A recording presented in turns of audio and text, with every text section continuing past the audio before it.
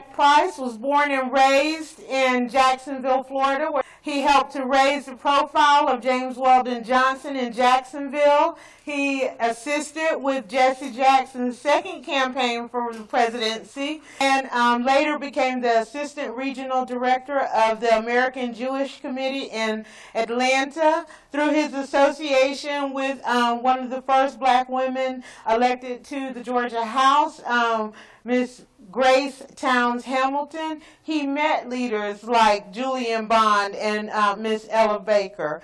To his note, he also collaborated with KKK infiltrator.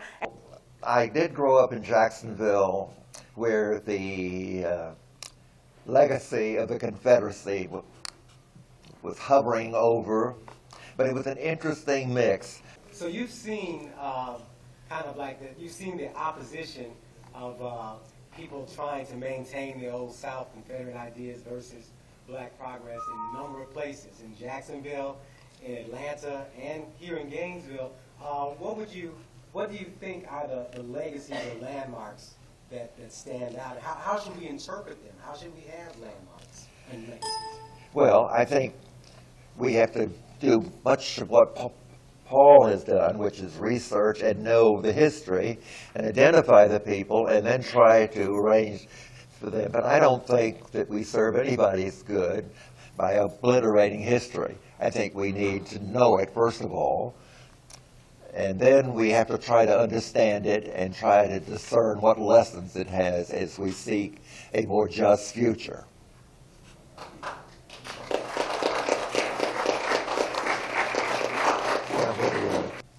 Edmund Kirby Smith, of course, was a hero of the Mexican War, which was not one of our most notable involvements. And then he was a general in the Confederacy. He was the last Confederate general to surrender. But after the war ended, how intertwined black lives and white lives are. The Kirby Smith family had a very talented young slave whose name was Claude Darnes, who was a valet of General Kirby Smith. He served as his valet all through the Civil War. When the Civil War was over, the Kirby Smith family sent him to Lincoln University, which was, I guess, the first higher education institution for blacks in the country, and then to medical school at Howard. And his former valet, Claude Darnes, became the first colored doctor in Jacksonville, Florida. And he was a great hero of the yellow fever epidemic. And in St. Augustine, on Avila Street, there is a statue of Edmund Kirby Smith and Claude Darnes. Francis Kirby Smith Ewell, was the founder of the Urban League in Jacksonville. Do you think that Kirby Smith merits being retained as what I would see as the symbol of our educational system?